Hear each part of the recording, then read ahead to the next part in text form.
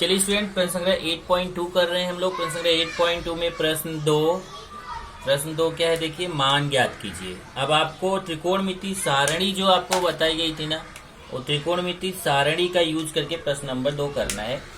इसमें मान ज्ञात करना है। जैसे पहला देखिए, 5 sin 30 plus 3 tan 45, 5 sin 30 degree plus 3 tan 45 degree. अब इसका मान हमें निकालना है। ध्यान से देखो, अगर आपको त्रिकोणमिति सारणी की प्रैक्टिस है, जो कि मैंने त्रिकोणमिति सारणी का वीडियो भेजा था कि कैसे त्रिकोणमिति सारणी बनाते हैं, तो वो आपको अभी पता होना चाहिए, क्योंकि एग्जाम में जल्दी से आप रफली त्रिकोणमिति सारणी बना के और उसका मान यहाँ पे आपको रखना रहेगा। अगर आप त्रिकोणमिति सारणी बनाना नहीं आ रहा आपको, तो फिर आप नहीं कर पाओगे। कम से कम 9th में तो आप अगर पूरा नहीं सीख रहे हो तो 9th में कम से कम इतना तो सीख लो। ये देखिए, साइन का बनाना है, कॉस का बनाना है, टेन। और मैंने आपको बताया था कि साइन का याद कर लो। साइन 0 अंश का मान 0 होता है, साइन 30 अंश का मान 1/2 होता है, साइन 45 अंश का मान 1 करनी में 2 होता है, साइन 60 अंश का मान करनी में 3/2 होता है, और साइन 90 अंश का मान 1 होता है। अब अगर आपने साइन का याद कर लिया तो कॉस का यही उल्टा करके लिख दो यहाँ, तो कॉस का हो जाए। जैसे 1 को पहले लिख दीजिए, फिर √3/2 लिख दीजिए, फिर 1/√2 लिख दीजिए, फिर 1/2 लिख दीजिए, फिर 0। ये जो साइन इधर से इधर लिखा है, ये उल्टा करके लिख दो, तो ये देखो कॉस का मिल जाता है। तो साइन का अगर आपने याद कर लिया तो कॉस का टेंशन नहीं। और टेन वाला कैसा है, टेन वाला ये बटा है। देखो, ये जो लाइन है इसको बटा मान लो, क्योंकि टेन थीटा बराबर होता है साइन थीटा बटे कॉस थीटा। सूत्र है टेन थीटा बराबर साइन थीटा बटे कॉस थीटा। तो ये बटा वाली लाइन समझ लो। अब 0/1, 0/1 कितना होता है, 0/1 0 होता है।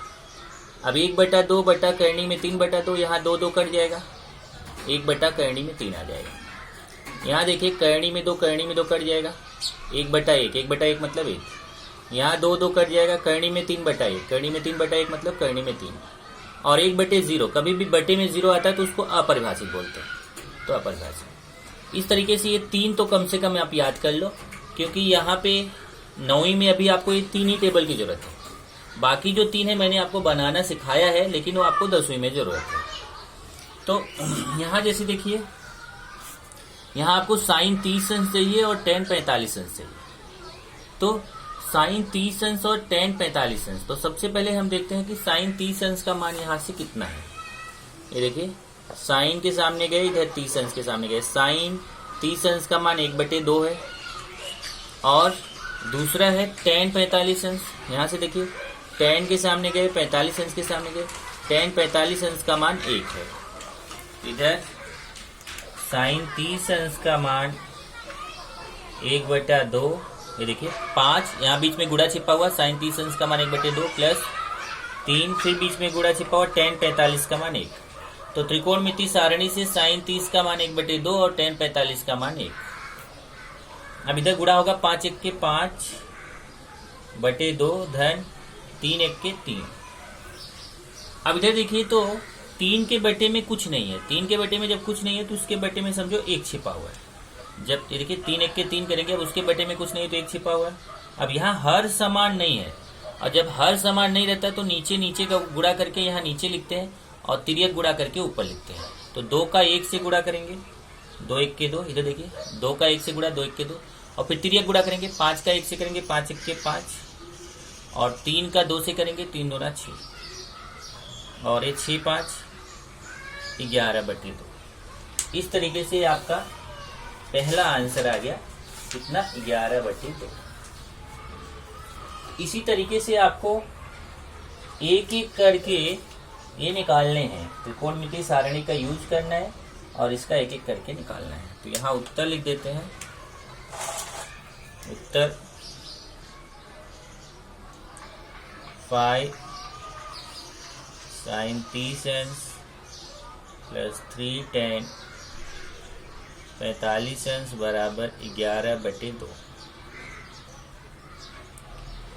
इसी तरीके से आगे के क्वेश्चंस भी आपको करने हैं। एक मैंने बताया, इसी तरीके से आगे भी करना है। चलिए दूसरा देखते हैं। दूसरा क्वेश्चन है 4/5 4/5 10 square 60, 4/5 10 square 60 plus 3 sine square 60, 4/5 tan square 60 plus 3 sine square 60। अब त्रिकोणमिति सारणी आप खोल के रखिए, वहां से देखिए। अब ये बराबर हो जाएगा 4/5 गुणे tan 60 का मान देखेंगे। अब त्रिकोणमिति सारणी से आपको tan 60 और sin 60 ये दो मान देखना है। यहां से देखिए tan इधर से 60 अंश, तो tan 60 अंश का मान करणी में 3 है और sin 60 अंश का मान करणी में 3/2 है। इधर रख देंगे tan 60 का मान करणी में 3 और उसके ऊपर स्क्वायर लगा है प्लस 3 गुणे sin 60 का मान करणी में 3/2 और उसके ऊपर भी स्क्वायर, क्योंकि यहाँ स्क्वायर लगा हुआ है। 4/5 करणी में 3 का स्क्वायर होगा तो करणी हट जाएगी, मतलब 3 आएगा। और यहाँ 3 गुणे, यहाँ करणी में 3 का स्क्वायर होगा तो करणी हट जाएगी 3 और 2 का स्क्वायर 4। चेक कीजिए, जब भी करणी का स्क्वायर होता है तो करणी हट जाती है। करणी में 3 का स्क्वायर होगा तो करणी हट जाएगी, 3 आएगा और 2 का स्क्वायर होगा 4। अब इधर 4 तियां 12/5 प्लस 3 तियां 9/4। अब फिर वैसा ही क्वेश्चन आ गया, हर समान नहीं है तो नीचे का गुणा करके नीचे लिखेंगे, तिर्यक गुणा करके ऊपर लिखेंगे। 5 चौक 20, इधर 12 का 4 से गुणा 48, 9 का 5 से गुणा 45। अब 48 और 45 दोनों जोड़ लीजिए। 48 में 45 जोड़ेंगे तो कितना आएगा 93/20। ये दूसरा का उत्तर आ गया। उत्तर 4/5 4/5 tan square 60 plus 3 sine square 60 is equal to 93/20। इसी तरीके से आगे है। नेक्स्ट तीसरा लेते हैं। तीसरा क्वेश्चन है 2 sin 30 plus cos 0 plus 3 sin 90। अब चलिए इसको निकालते हैं। चलिए अब आप त्रिकोणमिति सारणी से देखिए, साइन 30 का मान देखना है, cos 0 का और साइन 90 का। चलिए देखते हैं साइन 30 का। देखिए साइन 30 का मान, साइन 30 का मान 1/2। देखिए इधर साइन के सामने गए, इधर 30 के सामने गए, तो साइन के सामने 30 के सामने, तो साइन 30 का मान 1/2। ऐसे ही cos 0, देखिए cos 0 का मान, cos के सामने गए, 0 के सामने गए, cos 0 का मान 1। और फिर साइन 90, साइन के सामने गए, 90 के सामने गए, तो साइन 90 का मान 1। तो साइन 30 का मान 1/2, cos 0 का मान 1, फिर 3 गुणे साइन 90 का मान 1। चेक कर लीजिए, 2 गुणे साइन 30 का मान 1/2 प्लस cos 0 का मान 1 प्लस 3 बीच में गुणा छिपा हुआ साइन 90 का मान 1। इधर से 2 और 2 कट जाएगा, काट के दिखाना नहीं चाहिए, वैसे ये 2 और 2 कट जाएगा। तो 2 और 2 कटेगा तो ये 2 है, ये भी 2 है, 2 और 2 कट जाएगा तो 1 बचेगा, प्लस ये भी 1 बचेगा, प्लस ये 3 का 1 में गुणा होगा, 3 1 के 3। अब जोड़ लीजिए, 3 1 4 1 5। ये हमारा तीसरा हो गया। अब मैं उत्तर नहीं लिख रहा हूँ, अब उत्तर आप लिखना, मैं डायरेक्ट अब कराता जा रहा हूँ। चौथा, अब यहाँ से उत्तर की लाइन की आपके लिए छोड़ रहा हूँ, उत्तर आप खुद से लिखोगे। अब चलते हैं चौथे पे। चौथा क्वेश्चन है tan